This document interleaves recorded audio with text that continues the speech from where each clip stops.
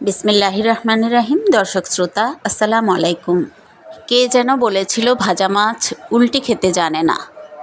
আমি আজ ভাজা মাছ উল্টে দেখিয়ে দিচ্ছি। আমাদের গ্রামের পুকুর থেকে কিছু তাজা জ্যান্ত মাছ নিয়ে এসেছিল।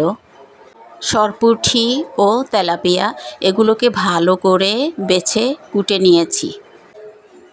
তারপর লবণ ও লেবুর রস দিয়ে ভালো মতো ধুয়ে পরিষ্কার করে নিয়েছি।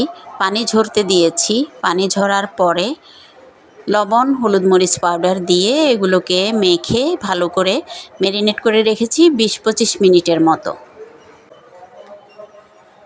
এইবার চুলায় একটা ননস্টিক তাওয়া বসিয়ে তেল দিয়ে দিয়েছি। তেলের উপরে তাওয়ার উপরে হাত দিয়ে দেখলে ভাপ লাগলে হাতে বুঝতে হবে তেল গরম হয়ে গিয়েছে। ম্যারিনেট করে রাখা মাছগুলোকে একটা একটা করে সেই গরম তেলে দিয়ে দিচ্ছি। বেশ খানিকক্ষণ সময় নিয়ে অল্প আঁচে এক পিঠ আধা ভাজা হয়ে আসলে আস্তে আস্তে আলতো হাতে এগুলোকে উল্টে দিতে হবে। আমি একটা একটা করে আলতো হাতে এগুলোকে উল্টে দিয়েছি।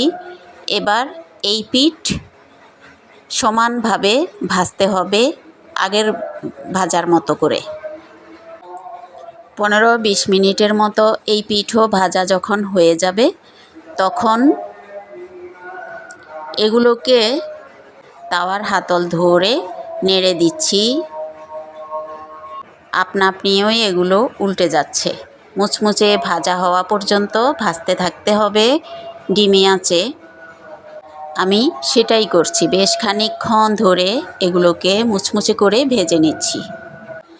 ভাজা মাছের ভেতরে অনেক সময় লবণ, হলুদ, মরিচ না ঢোকার কারণে টেস্টি হয় না।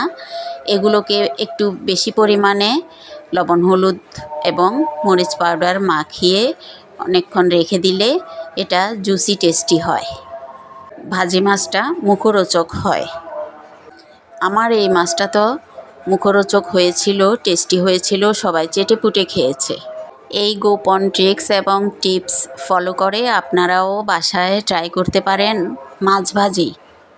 দর্শক শ্রোতা, আমি জ্যান্ত মাছ ভেজে দিয়েছি, আপনারা উল্টে খেয়ে নেবেন, দেখেন পারেন কিনা।